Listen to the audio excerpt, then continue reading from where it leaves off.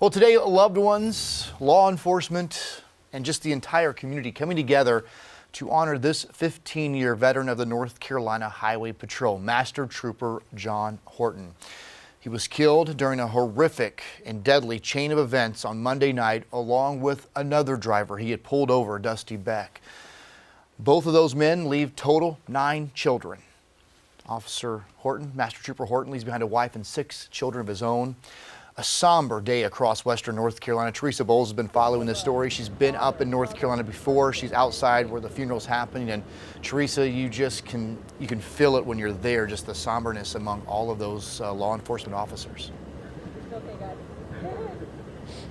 Absolutely. The funeral services began an hour ago, so things are much calmer now, and there was a very solemn spirit in the air from the people that knew him, and they stood outside in the cold for visitation today, and Trooper Horton's loved ones, the community, and law enforcement showed up in great numbers to memorialize him.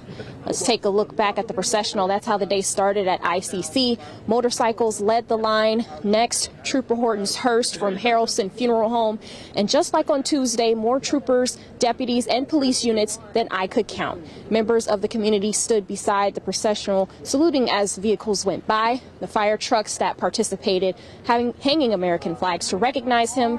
The line for visitation was wrapped around the auditorium. Many likely couldn't get in, so they stood around the lake to see Trooper Horton's caisson.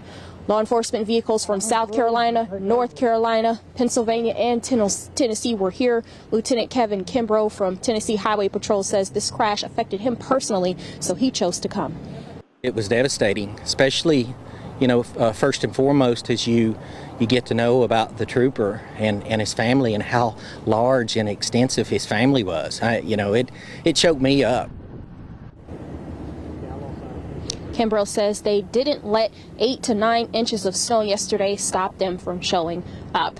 And everyone pulled out all the stops to ensure Trooper Horton was sent off with honor. As I said, the service is still going on right now. Live in Forest City, Tresia Bowles, Fox Carolina News.